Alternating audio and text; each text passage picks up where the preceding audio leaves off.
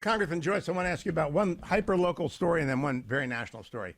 Youngstown Sure. State is going to go under the able leadership of Bill Johnson, and the left-wing faculty there are trying to give him a hard time. He's not easily turned around, is he? No. I mean, Bill is committed to the point where he put out something on social media the other day. I was like, well, that sounds like a university president. Yeah, I think good. he's starting to adapt to the role. You know that Kent and Youngstown State matter a lot to your district and my home, and I'm hoping that happens. Absolutely. I'm going to be in town for a couple of the Senate debates. I'm not sure we're doing any in Warren between Bernie Marino, Matt Dolan, and Frank. I'm looking forward to it. Maybe I'll see you there. David Joyce, I want to talk to you about two things: the spending bill and the special bill. I want to start with the special bill. I am 100% with Speaker Johnson. Do not approve a special bill that has got no border wall in it. I want funding for Israel. I want funding for Ukraine. But if there is not 900 miles of wall appropriated and authorized, shoot it down. What does David Joyce think? Well, I've been following you, and I know your position on the border wall. And I don't know if I keep trying to push through to our guys that the House Appropriations Homeland Security bill that I pushed through on a bipartisan basis tracks all the spending process and procedure of HR 2. For instance, there's $2.1 billion additional for border wall with a requirement that it has to be contracted within 120 days or they lose it. That's how you get this administration Yes. attention. Yes. And the Politico story says senators are calling up the speaker and saying, we'll never have more leverage than this. I can't. I think they're just wrong, Congressman. I don't think we've ever had more leverage than this, and I don't think it'll get bigger. They've got to fix this problem. Absolutely. And just to give an example of the other things that we've got in here, again, on a bipartisan basis, more Border Patrol agents. We're funding them at the highest levels ever. ICE custody operations at a level more than ever previously appropriated.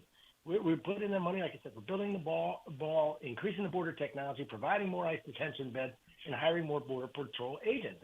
And this will be the real policy changes that will force this administration's hand. I know our group is off on a tangent against Mayorkas, and Mayorkas is either incompetent or he's doing exactly what he's told. And I tend to think that he's doing exactly what he's told. So unless this administration changes its policies and procedures, if you impeach him and you put somebody else in place, the same problem is going to be there and probably exacerbated. Now, Chairman Joyce is the chairman of the subcommittee on the Interior. So that gives you, on appropriations, that gives you the gavel on the border wall, right? I want people to understand you're the guy. Well, Homeland Security. I Yeah. used to be Interior. I moved over to Homeland I Security. mean, Homeland Security. I'm sorry. Yes. But you've got the border wall, right? That's your job. Correct. And Right. you put, And I all the money that they need, I put in there. I followed HR 2 to a T, and I'll be glad to show you the notes that lays out the HR 2 and our funding policies and procedures step by step. And I keep pushing the Speaker, Johnson. Certainly McCarthy knew it, but it took McCarthy and I being on a flight together going out to Hawaii to see the disaster there, because I also have FEMA, that I pushed it over to him. I go, perhaps your staff hasn't got this to you. He said, this is great. Can you put this in note cards so I can get this out to everyone? And I did it. And I need Mike to or Speaker Johnson to get to the same understanding that passing our Homeland Security Appropriations bill as part of this 12 bills that we're going to do here at the end will tie the hands of this administration in a way they've never been tied before.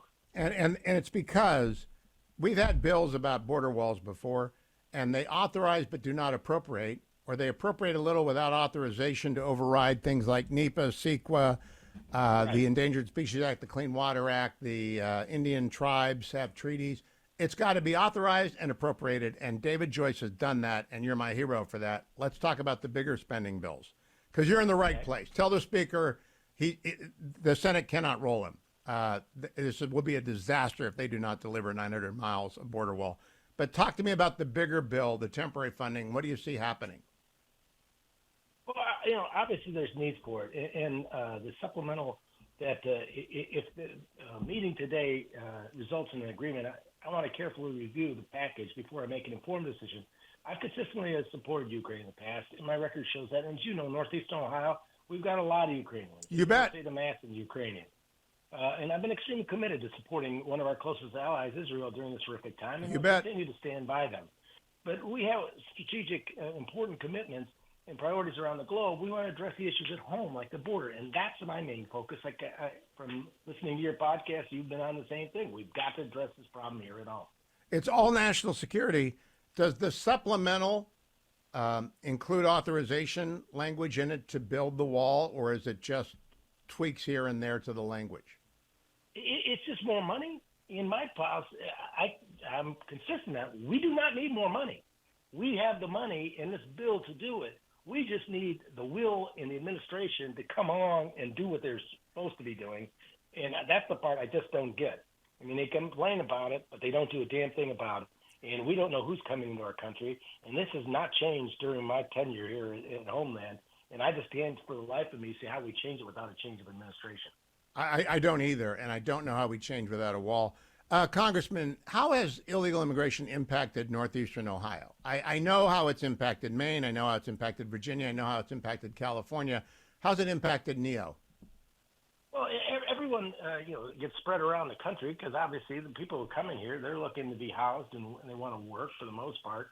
And they've been finding those things here because, one of the things that I also did I cut off all funding to these NGOs that were using their network and our funding to support this transfer of the illegal aliens throughout the country.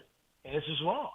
And we have to find a better system in which these people are reported and stop these people from, it's not a humanitarian mission to continue to push illegals around the country. It's more of a humanitarian mission to find out who these people are and either send them back to where they came from or be able to, if they have a lawful claim for asylum, help them process that claim. But what they're doing is not fair. Homeland Security, you must be aware. When I did the NBC Salem debate for our Republican presidential candidates, I had the numbers, so I'm going to work from memory here. 165 arrests of people on the terror watch list at the border in fiscal year 23. In all of Trump's 4 years, there were 8. And so obviously bad guys are figuring out how to come across our southern border. Does that concern you, Congressman David Joyce? What concerns me even more so is those are the ones we know. The getaways, or the gotaways, as they call them, the guys down there border. When I went down there, I took a lot of these guys, like Justin, out to lunch and just said, hey, tell me like it is. I'm a guy who deals in facts. So give me the facts. How can we fix this thing? And they were very straightforward with it. And that's the thing that scares them the most is, yeah, we're catching folks, but who aren't we catching? Who's out there? Who got into our country that we don't know of? And what are they doing when they're here? And that's the kind of organization and problem that you hate to put it out there, but your show, obviously your listeners are tuned to it. That's the problem I think is the most scariest of what. Oh, my goodness. Something terrible is going to happen here. After 10/7, if people don't think that the terrorists want to do here what they did in Israel, they're nuts. And you study this every day, right? You and Ken Calvert are my go-to guys on Homeland Security and National Security, and you study it every day. And Ken does a great job, and I've been pushing with him to make sure that he gets the money that he needs for defense, and we get the money that we need for Homeland, and we just have to change the way this country's doing business, and that's, I think, unfortunately going to take a change of administration to actually accomplish our goals. Talk to me a little bit, if you can, in 2 minutes, Congressman, about the politics of 2024.